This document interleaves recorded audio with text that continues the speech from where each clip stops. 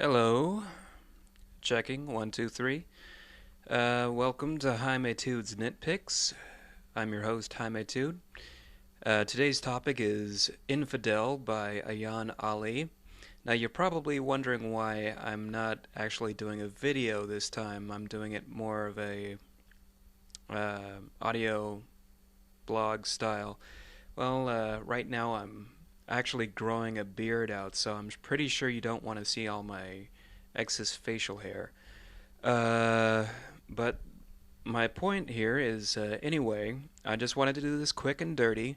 It's a book review about Infidel by Ayaan Hirsi Ali.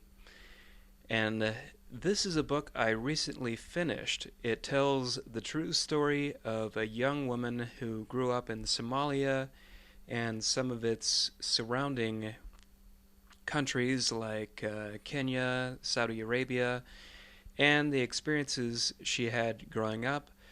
But that's only for the first half of the book. Now, the second half of the book is about her moving to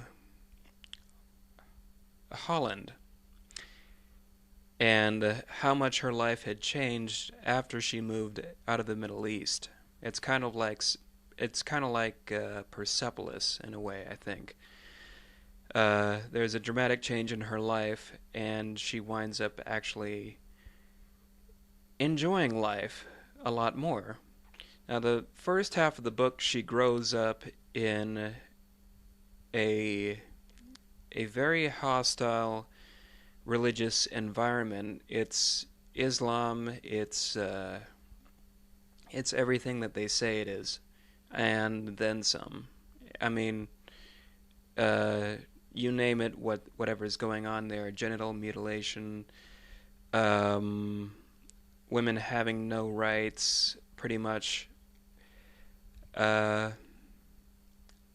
every miserable experience I could spend hours uh, talking about, but basically her life is a living hell growing up under Islam, and she actually goes into detail about a lot of abuse that she herself had to go through under those systems.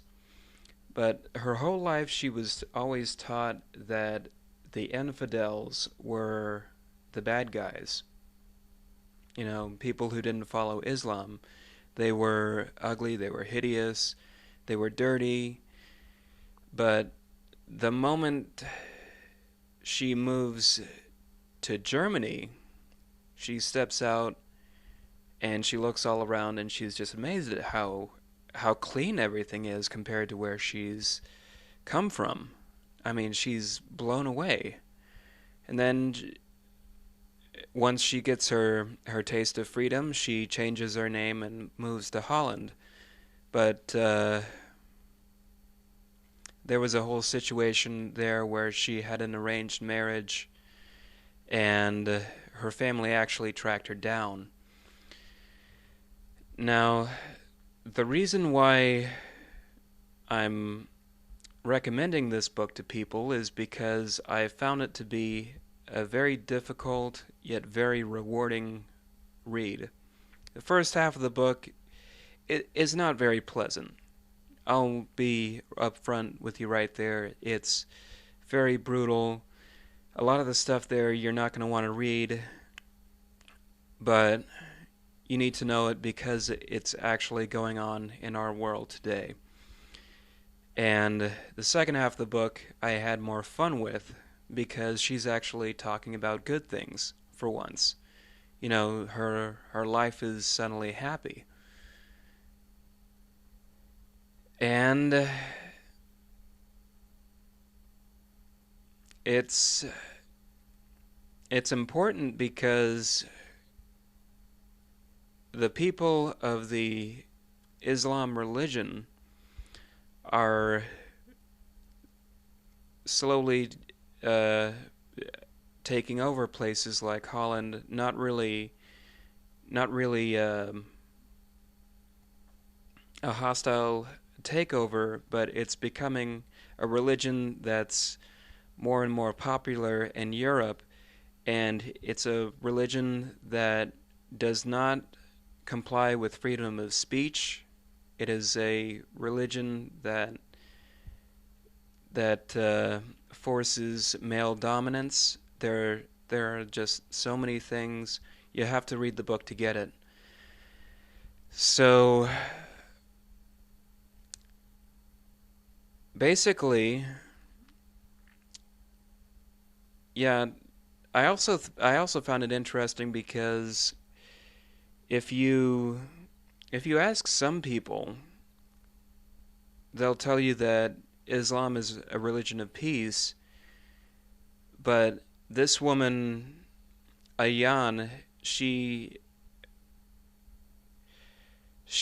been threatened and nearly killed. She's right now under protection in the United States because of the things that she's said about her own people. Now, she's no longer a Muslim, and she has no plans to return to the faith, but after reading the book, you'll be able to see why. And you can see the transformation of the character. It's all it's all there. It's it's important to read because like I said, we're dealing with it. We will be dealing with it, and